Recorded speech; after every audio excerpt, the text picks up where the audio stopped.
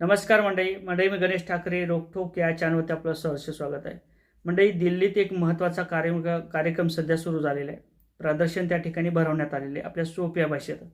त्या ठिकाणी यायच्या माध्यमातून कसं काम केलं जाते, याय कशा पद्धतीने काम करते, ChatGPT कशी काम करते, त्याचनंतर गुगल जेमिनी कसं काम करते, यायच्या माध्यमातून विमान कसं उडवलं जाते, यायच्या माध्यमातून विमान कसं बनवलं जाते, हेलिकॉप्टर कसं बनवलं जाते, एखादा आपला यंत्रणा असेल ती कशी काम करते, याच्या माध्यमातून शिक्षण कसं घेतलं जाते, असं त्या प्रदर्शनाच्या माध्यमातून दाखविलं जात आहे.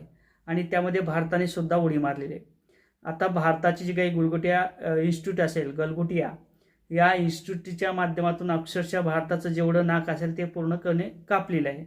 जेवढी इज्जत असेल ती देखील भारताची जी काही इतर देशात इज्जत होती ती देखील आता गमावलेली आहे. या गलगोटिया इन्स्टिट्यूटच्या माध्यमातून अक्षरशः काय केलं, त्या ठिकाणी प्रदर्शन मांडलं.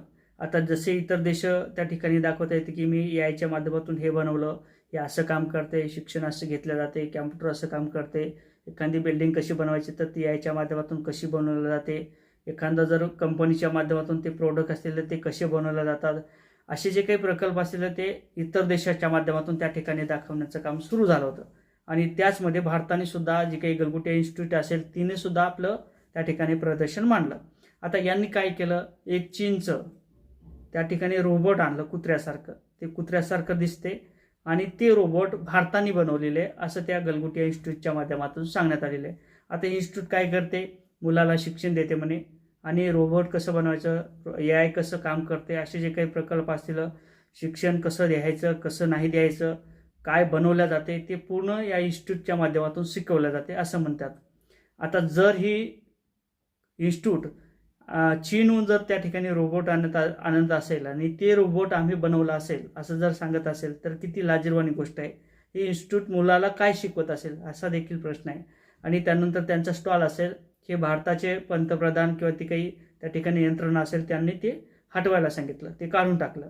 खरं तर ते कार्यक्रम 3 दिवस चालणार होता आणि त्यानंतर त्या इन्स्टिट्यूटला सुद्धा त्या ठिकाणी आपलं दाखवण्याचा त्या ठिकाणी चान्स मिळाला असता. परंतु चुकीनेमुळे काय झालं, कसं झालं.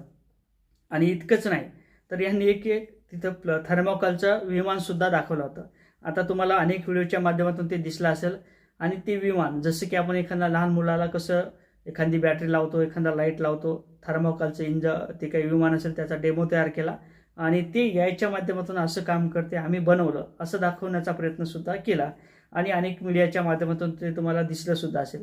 एकंदरीत काय तर भारतात काय होते, भारताचा जे काही पैसा असेल तो कशा वापरला जातो, एखादा टॅक्स कसा घेतला जातो आणि त्या टॅक्सच्या पैशाचा वापर हा काय केला जातो आपल्याला सगळ्यांनाच माहिती आहे. एखादा रोड बनवला जाते, परत सांगितलं जाते की ते इंजिनियर येते आणि इंजिनियर म्हणते की ही या ठिकाणी नाली पाहिजे होती, परत तो रोड तोडला जातो, परत त्या ठिकाणी नाली बनवली जाते, परत त्या ठिकाणी सिमेंट टाकले जाते, अनेक त्या ठिकाणी टेंडर दाखवलं जातात, 40-50% कमिशन दिलं जाते आणि अशा पद्धतीने आपल्याच भारताचा पैसा अशा पद्धतीने चुकीच्या जागेवरती वापरला जातो. रोड वगैरे तर लागणारच आहे, परंतु रोड कसा करायचा हे आपल्याला ठरलं पाहिजे.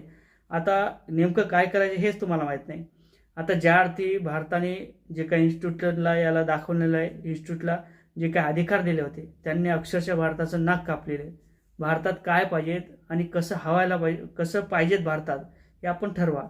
तुम्हाला काय वाटते नक्की कमेंट करा. कमेंट आवडले तर नक्कीच, म्हणजे चॅनल आवडलं, व्हिडिओ आवडला तर नक्की चॅनलला सबस्क्राईब करा. जय शिवराय.